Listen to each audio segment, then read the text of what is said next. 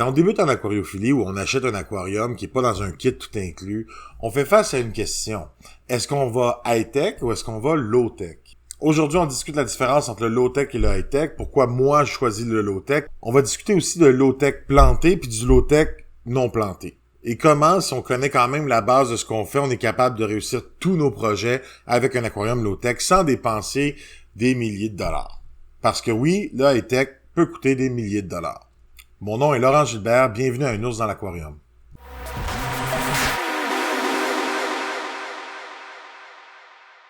Commençons par le high-tech. Utiliser un aquarium high-tech, c'est un peu forcer l'habitat qu'on veut. On veut avoir tel poisson ou on veut avoir telle plante, donc on va faire en sorte de créer un habitat qui est propice à ces éléments-là, à ce qu'on recherche en fait. Ça va demander de l'équipement très précis et multiple, dans le sens que c'est pas juste une belle lumière, ça va être aussi des fois l'apport en CO2, ça va être en fait le contrôle des paramètres de l'eau, ça va être utiliser un osmoseur. Ça veut dire utiliser plusieurs ressources, plusieurs outils qu'on n'a pas nécessairement tout de suite sous la main et qu'on va devoir se procurer, donc acheter. Quand on parle de l'argent, le high-tech, il y a plein de sortes de high-tech, comme il y a plein de sortes de low-tech. Aller high-tech, ça veut dire quoi? Ça veut dire se procurer de l'équipement précis, vraiment pour aller chercher les petits détails de l'aquariophilie, aller paramétrer à son goût un habitat. Pour faire ça, on peut dépenser un peu d'argent comme on peut en dépenser beaucoup. Alors, honnêtement, le high-tech n'a pas de fin. L'idée, c'est de comprendre qu'à un moment donné, peut-être qu'on a réussi notre projet, on n'a peut-être pas besoin d'ajouter de plus en plus d'équipements si on a déjà réussi notre habitat. Mais aller dans le high-tech, surtout si on veut avoir des beaux aquariums plantés, on va favoriser le CO2, on va favoriser le nutriment, on va mettre de l'engrais, on va prendre un sol particulier, on va faire plein de choses qui, si on accumule le tout, peut devenir dispendieux. Mais c'est un choix, parce que grâce à ça, vous allez pouvoir réussir à avoir n'importe quoi. Quelqu'un qui a un aquarium high-tech peut vraiment aller explorer toutes les petites facettes de l'aquariophilie. Mais il faut comprendre que c'est pas parce qu'on dépense de l'argent que tout va être facile. En fait, selon moi, ça devient de plus en plus complexe. Parce qu'on dépense de l'argent sur des outils qui sont précis, qui sont complexes, donc il faut savoir les utiliser. Mais plus que ça, quand on voit qu'il y a un problème, ça se règle pas tout seul. Il faut aller donc le régler. Et ça demande de vérifier constamment si les paramètres sont exacts. Pour X raisons, il pourrait avoir un bris de système, pour un bris de matériel. Donc, ça demande beaucoup de vérification, beaucoup de temps, beaucoup d'entretien. Donc, ça va nous permettre d'obtenir des super belles choses, mais en même temps, il faut être quand même conscient que dans certains cas, ça va nous demander d'avoir une gestion beaucoup plus complexe de notre aquarium. Donc, c'est vraiment pas pour les paresseux. Vous savez, quelqu'un qui veut aller dans le high-tech va peut-être pas avoir 15 aquariums. Peut-être, là, il serait vraiment chanceux, mais en allant dans le high-tech, souvent, on va avoir moins d'aquariums parce que ça demande, beaucoup de gestion, puis beaucoup d'argent. Donc, c'est un peu le choix. Moi, personnellement, j'aime beaucoup d'aquariums, donc c'est pour ça que je vais aller plus dans le low-tech qu'on va discuter un peu plus tard. Donc, si on résume, le high-tech, ça va vous permettre d'avoir tous les poissons que vous voulez, ça va vous permettre d'avoir toutes les plantes que vous voulez. Ça va vous permettre de créer l'habitat souhaité, puis un peu contrôler l'équilibre. Souvent, il y a des plantes qui vont être tout à fait vertes et normales dans un aquarium low-tech, qui dans le high-tech, quand on commence à y mettre les engrais, le CO2, etc., va devenir rouge. C'est très intéressant d'aller dans le high-tech. Un jour, je vais peut-être avoir un high-tech, mais je vais en avoir un seul, puis je vais vraiment créer quelque chose de grandiose avec, parce que c'est ça la beauté du high-tech. Le high-tech, ça fait un méga showpiece, là. Quand le monde rentre chez vous, puis vous avez un high-tech, ça fait boum, wow! Mais ça demande quand même beaucoup de travail. Si vous ne connaissez pas encore ma chaîne, vous êtes intéressé en aquariophilie, aux poissons, aux aquariums, abonnez-vous parce que ma chaîne a été créée pour faciliter l'approche en aquariophilie, pour promouvoir le hobby et en plus, j'aime ça discuter de thèmes qui vous sont chers. Justement, l'idée du vidéo d'aujourd'hui a été donnée par Steven Teixeira qui m'a passé un commentaire dans un de mes vidéos. Donc, s'il y a des sujets qui vous intéressent, s'il y a des thèmes de discussion que vous aimeriez avoir, gênez-vous pas de les commenter. Moi, j'ai lu, ça m'intéresse et j'apprécie beaucoup. Maintenant que je commence YouTube, je commence à commenter beaucoup de sites parce que justement, je réalise à quel point c'est intéressant les communications, les échanges entre nous tous. Bon, maintenant, on va parler pourquoi je prends pas le high-tech. Puis j'aimerais ça dire que c'est pas parce que je suis radin, puis parce que ça coûte cher, quoique je vous dirais que c'est vraiment un des gros aspects qui fait en sorte que le high-tech, pour moi, est à mes yeux inaccessible. Mais il faut comprendre que le low-tech, qui veut dire un aquarium avec peu d'équipement, va nous permettre d'obtenir des très bons résultats dans plusieurs projets. En fait, dites-vous que les possibilités en aquariophilie sont infinies. Bon, on enlève 50% des possibilités quand on va dans le low-tech, imaginez. Ben, 50% de l'infini, c'est quand même beaucoup, là. Dans le sens qu'il y a vraiment beaucoup de poissons qui vont fonctionner dans le low-tech. Il y a vraiment beaucoup de plantes qui fonctionnent dans le low-tech. Il y a beaucoup d'aquascapes qui vont être magnifiques dans le low-tech. Et le low-tech va nous permettre de faire de la procréation, de faire tout ce qu'on ferait dans la high-tech. La seule différence, c'est qu'il y a certaines régions de l'aquariophilie, donc certaines choses qu'on peut faire avec la high-tech qu'on ne sera pas capable de faire avec le low-tech.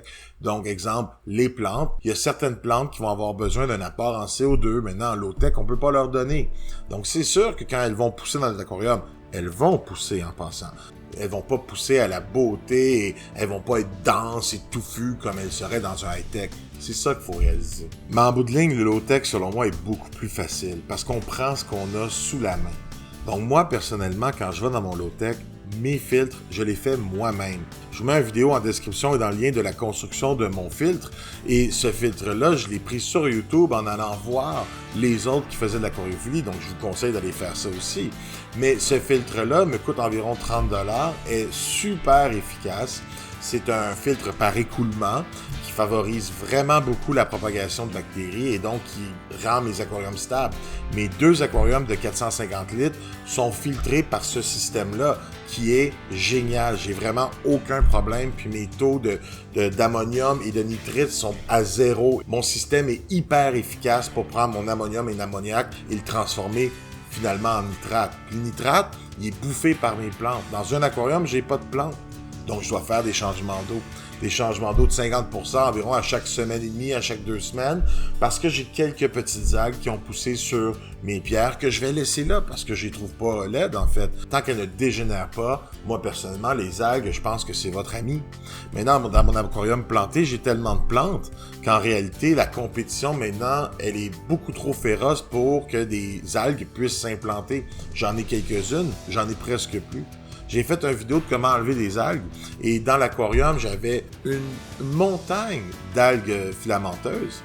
Et vous voyez maintenant mon nouvel aquarium, c'est le même aquarium, le même aquascape, j'ai rien changé, j'avais coupé vraiment beaucoup mes plantes, mais ces plantes-là ont poussé, sont devenues de plus en plus grosses, puis maintenant ils bouffent tout mon nitrate. Donc la filtration peut être faite par un aquarium planté ou non planté, mais dans l'aquarium planté, les plantes bouffent le nitrate. Donc oui, je fais des changements d'eau, mais mes changements d'eau, comment je pourrais dire, je peux les faire à un plus petit pourcentage, je peux les faire à une plus petite fréquence que dans mon aquarium qui n'est pas planté. C'est ça que ça veut dire. Il y a aussi que personnellement, j'aime pas ça dépenser de l'argent pour rien. Et je vous dirais que dans le high-tech, si on connaît pas vraiment qu'est-ce qu'on achète, si on n'a pas fait des bonnes recherches, des fois on pourrait peut-être acheter de l'équipement qu'on n'a pas besoin. Dans le low-tech, nos choix sont dédiés aux poissons ou à la plante, ce qui fait en sorte que tout l'aquarium est bâti pour que ça fonctionne. On va miser sur les forces de ce qu'on veut et on va essayer de diminuer leurs faiblesses. Je m'explique. Mon aquarium, il n'est pas planté. Ben, la lumière que j'ai mis, c'est une lumière d'aile qui est en fait une bande de lumière là, comme un néon, mais c'est des DEL en fait. Puis, ça m'a coûté 30$, cette bande-là. Elle prend très peu de watts, elle produit très peu de lumens, donc bien évidemment, peu de lumière pour que nécessairement mes algues aiment ça. Donc mes algues, oui, vont pousser, mais ils vont pousser moins fortement. Donc je minimise le danger de la propagation d'algues. Je vais maximiser quoi en fait? Ben, dans mon décor, j'ai beaucoup de roches. Donc je vais maximiser le fait que si jamais j'ai des algues qui tombent sur mes roches, puis ils sont pas trop en intensité, je vais les laisser là pour justement qu'il y ait une petite filtration qui se fasse. J'optimise la filtration dans cet aquarium-là, le plus possible. Une autre chose qui est vraiment palpitante, c'est que quand on utilise le low-tech, on doit être créatif. On doit aller chercher des informations pour trouver des solutions. Puis les solutions de l'un fonctionnent des fois à 80% pour l'autre. Donc, on doit s'adapter. Donc, il y a vraiment un petit challenge à trouver une solution qui va faire que oui, une fois que ça marche, notre équilibre est atteint, on peut alors diminuer notre effort. Dans le low-tech, les changements, ils sont lents.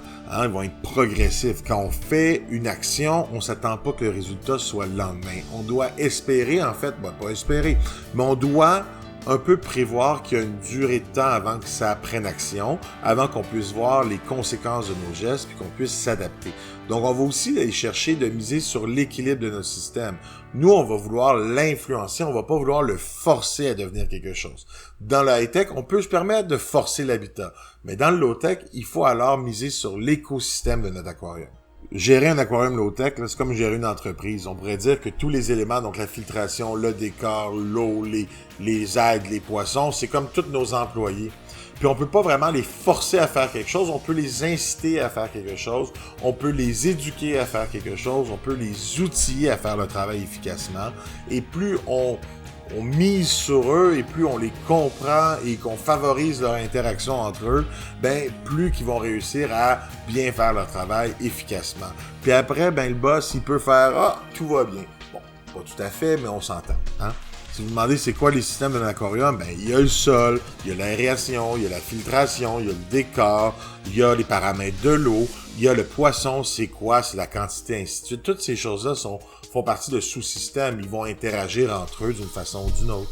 Mais ultimement, là, l'argent. Mon hobby ne doit pas non plus taxer mon portefeuille. Moi, je veux avoir du plaisir. Je veux pas non plus accumuler de l'argent en attente de pouvoir faire un autre projet. Moi, j'aimerais ça faire le projet que je veux quand je veux.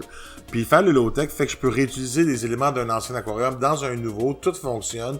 Tout va bien fonctionner parce que je mise un peu sur l'aquarium fait son équilibre, l'aquarium fait son travail. C'est quoi les éléments d'un aquarium low-tech, en fait? La lumière, tant qu'il y a une lumière, tout va bien. Puis dans certains aquariums, tu pourrais ne pas en avoir.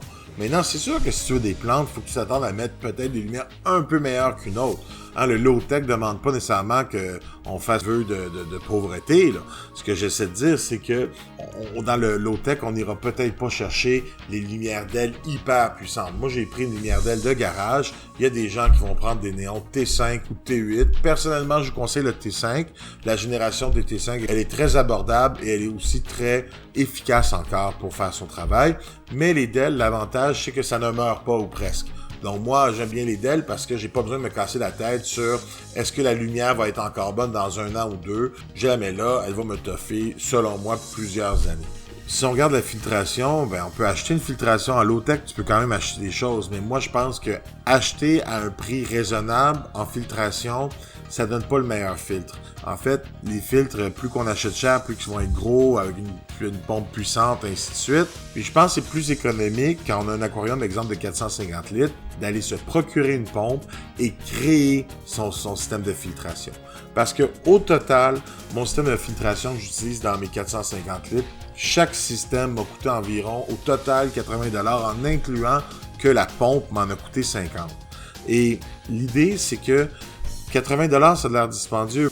En fait, un filtre efficace pour un 450 litres, ça se trouve pas en bas de 80$. Ça coûte beaucoup plus cher. Et je suis certain que le filtre actuel est plus efficace que la majorité des filtres qu'on peut acheter. Parce que la majorité des filtres qu'on peut acheter, ils prennent moins d'espace parce que c'est ce que les gens veulent. Moi, en dessous de mon aquarium, j'ai un bac, j'ai un gros système de décante qui m'a coûté pas vraiment cher à faire et qui va être beaucoup plus efficace que tous mes filtres en cacane ou ceux qu'on peut accrocher sur le bord d'un aquarium. Les plantes, c'est optionnel, mais ça va vous aider. Moi, j'adore mettre des plantes, des aquariums plantés, mais Cyclidés tolère peu les plantes, donc c'est pour ça que j'en ai pas mis. Mais les autres aquariums, je les mets toujours plantés. Puis le sol, si on met le sol en même temps avec les plantes, oui, vous pourriez acheter un sol technique, mais moi, je prends de la terre pour étang. Et cette terre-là coûte un peu plus cher que la terre noire, mais beaucoup moins cher que du sol technique et va faire un très beau travail. Je vous dirais que les premières semaines, c'est un peu de l'eau sale qui va arriver, c'est normal, de l'air qui se situe encore dans le sol qui va se libérer. Mais à présent, mon eau, même si j'ai de la terre au sol, elle est aussi claire que cette eau-là, il n'y a jamais de problème. Et c'est juste que ça prend un peu de temps pour que les plantes puissent s'agripper. Maintenant, si vous mettez pas de plantes, mettez pas de terre dans votre aquarium, c'est pas une bonne idée. Les plantes ont des racines puis vont vraiment aider à la rétention du sol. Puis je vais vous dire, franchement, que si vous mettez pas de plantes, vous devriez mettre du gravier. Et maintenant, du gravier, il y en a cher, il y en a pas cher. N'importe quelle petite roche de rivière fonctionne. Il y a vraiment plein de possibilités. Vous n'avez pas besoin d'acheter des petites roches à aquarium qui, parce que pour X raison, c'est rose nanane, ça coûte plus cher. Vous pouvez faire ce que vous voulez. Je vais aller dans une place où ils vendent différentes roches et choses pour la décoration paysagère ou peu importe. Puis je vais acheter des petites pierres de rivière. puis je vais avoir un immense sac pour 5 $, donc c'est pas vraiment cher à faire ça. La température, ben pour beaucoup d'espèces, on n'en a pas besoin. Vu que la température d'une maison est généralement stable, dans cet aquarium-là, j'ai de la température, mais j'ai des cyclidés aussi, donc ils nécessitent une température plus haute. Mais mes autres aquariums, souvent, je vais faire le choix de poisson qui va aller avec une basse température. Maintenant, quand on dit basse température, c'est pas super froid. C'est autour de 20 degrés Celsius. Maintenant, les plantes, elles, généralement, adorent le 20 degrés Celsius. Donc là-dessus, il n'y a pas trop de problème. Moi, je joue beaucoup sur l'aération pour aider le mouvement d'eau dans mon aquarium. Parce que la filtration, c'est une chose, mais une autre chose qui va aider un aquarium low-tech puis à créer son équilibre, c'est créer cette interaction entre les participants. Donc, on veut que l'eau bouge. Hein? L'eau, c'est comme on pourrait dire le transmetteur de l'information. On veut que l'eau circule. Donc, je vais souvent mettre de l'aération parce que c'est pas très cher à mettre un bulleur, puis ça va me permettre à faire un mouvement de l'eau. Ce mouvement de l'eau-là, il va éviter d'avoir des régions, on pourrait dire, plus toxiques dans notre aquarium. Ça va permettre à faire bouger l'eau pour que toutes les bactéries puissent avoir accès à l'ammonium et à l'ammoniac et au nitrite pour les transformer en nitrate. Si vous êtes un peu paresseux comme moi, le low-tech va vous permettre d'avoir plusieurs projets sans trop de pépins et de travaux à faire. Parce que dans le low-tech, je vous dirais qu'on va utiliser les forces de l'aquarium comme exemple les algues. On va faire la gestion de l'algue, on va pas nécessairement tenter de l'éradiquer. Au début, ça demande de faire un peu d'effort, mais avec le temps, surtout si on a des plantes, si on ajuste la lumière convenablement, on va voir que ces algues-là vont arrêter de se propager à une vitesse grand V. En fait, elles vont être pas mal stables, sinon ils vont pas vraiment croître plus. À un certain degré, il y a un équilibre qui se fait. Et quand ça va arriver, ben une des suggestions que vous allez avoir à faire, c'est vos changements d'eau. Dans un de mes aquariums, je les laissais un peu trop aller, fait que là, les plantes sont trop grandes. En même temps, j'adore ça parce que mes plantes sont tellement en grande quantité, puis ils vont vraiment effleurer la surface de l'eau. Je vais favoriser la procréation de mes poissons, puis je vais pouvoir avoir plus d'alevins qui vont survivre. Dans l'aquarium planté d'en haut, j'ai une population de barbu Odessa qui, je crois, bouffe tous mes alevins. Donc, je vais essayer de créer une situation où est-ce que les alevins vont pouvoir se protéger dans le feuillage. Je vous le dis, le low-tech, là, c'est quelque chose à explorer, mais pour être bon dans le low-tech, vous devez un peu connaître ce que vous faites. Ça ne demande pas d'être un expert, mais ça demande de connaître un peu la base, puis pas juste se fier à ce que le vendeur va vous dire. Oui, il y a un peu de l'essai-erreur, mais vous allez éviter les erreurs si vous connaissez plus d'informations. Maintenant, si vous ne commencez pas votre projet, vous ne saurez jamais si ça fonctionne ou non. Donc moi, je vous laisse, je vous dis merci. Si vous avez aimé ça, vous pouvez mettre le pouce en haut. Je vous souhaite bonne chance dans votre projet. On se voit la prochaine fois. Salut!